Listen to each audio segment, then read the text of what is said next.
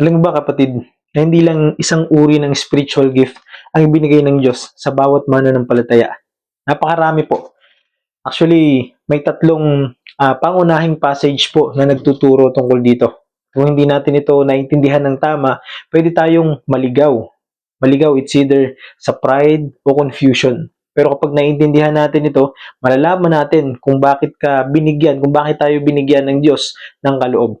Dahil ang bawat isang mananampalataya ay may specific na bahagi sa katawan ni Kristo. Hindi lang po tayo tinawag ng ating Panginoon para sa kaligtasan, kundi tinawag din tayo para maging bahagi ng kanyang layunin at misyon sa sanlibutan.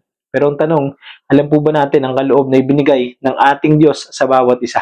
Kaya stay tuned kapatid dahil yan po ang ating ibabahagi sa video ito ngayon mula sa salita ng Diyos at hindi po mula sa sarili kong opinion. Sa New Testament po kasi mga kapatid ay may tatlong pangunahing passage tungkol sa spiritual gifts at ang bawat isa ay may unique na focus. Ngunit ang lahat po ng ito kapatid ay nakafocus sa ating Panginoong Kristo lamang. Pag-usapan po natin yung unang passage, nabasa po natin sa Romans chapter 12 verse 6 to 8. Sabi po dito, tumanggap tayo ng iba't ibang kaloob ayon sa kagandahang loob ng Diyos, kaya't gamitin natin ang mga kaloob na ito. Kaloob sa pagbabahagi ng salita ng Diyos, kaloob sa paglilingkod, kaloob sa pagtuturo, kaloob sa pagpapalakas ng loob, kaloob sa pagbibigay, kaloob sa pamumuno, at kaloob sa pagkakawanggawa. At itong mga kaloob na ito mga kapatid ay para sa practical ministry o gift of serving. Ang Romans chapter 12 po kasi kapatid ay tungkol sa transformed life. At doon po sa verse 1 to 2, sinabi ni Apostle Paul na ialay natin ang ating buhay bilang living sacrifice.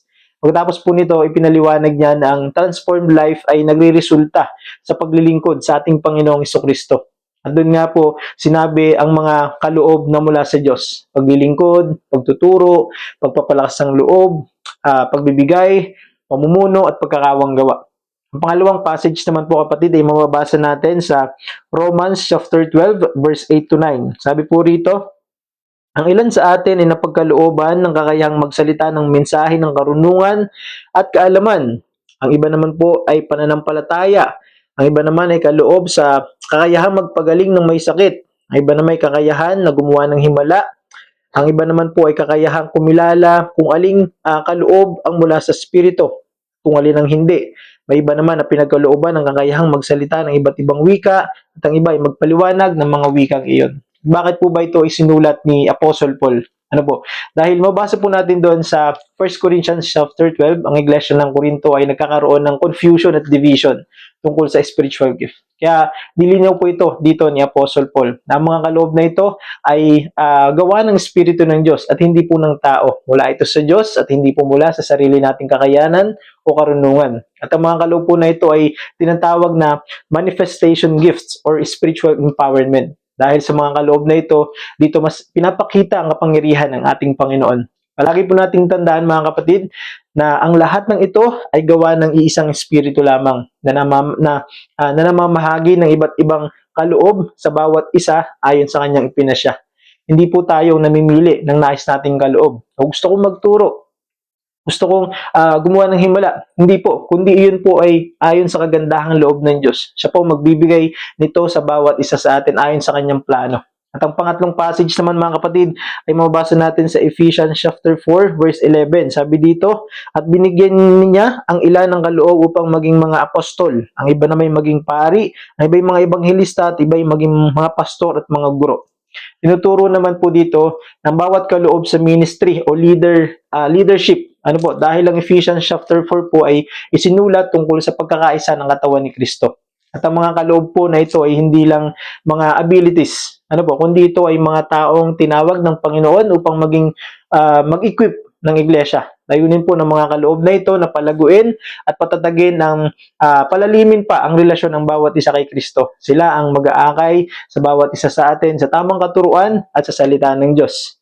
At ito po, ang tatlong passage, ano po, tungkol sa kaloob ng Diyos para sa bawat isa sa atin. Ngunit mga kapatid, palagi po nating tatandaan, iba-iba man ang kaloob ng bawat isa, iba-iba man po ang function ng bawat isa, iisa lamang po ang layunin ng lahat ng ito.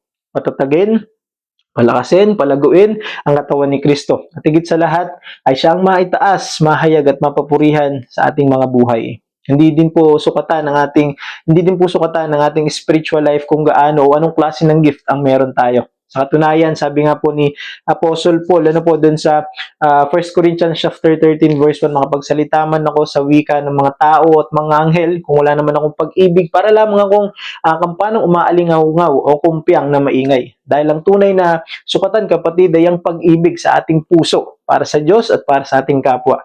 Isang magandang halimbawa po ng spiritual gift po ay ang sa early church na mababasa po natin sa Acts chapter 6 nung nagkaroon po sila ng problema sa pamamahagi ng pagkain. Ano pong ginawa nila?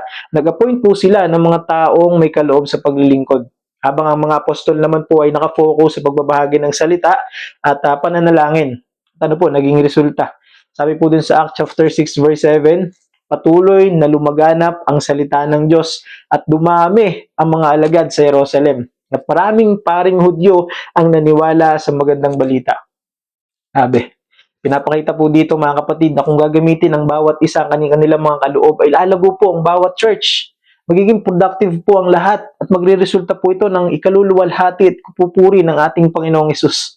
At ano pong hamon sa atin ng Panginoon para sa bawat isa sa atin mga kapatid, na binigyan tayo ng Diyos ng kanya-kanyang kaloob para gamitin sa paglilingkod at para gamitin sa iisang layunin ng Panginoon. Hindi po para itago at hindi po para baliwalain. Again, hindi po tayo tinawag para maging tagapakinig lang mga kapatid. Tinawag po tayo para maging kasama sa gawain ng Panginoong Hesukristo.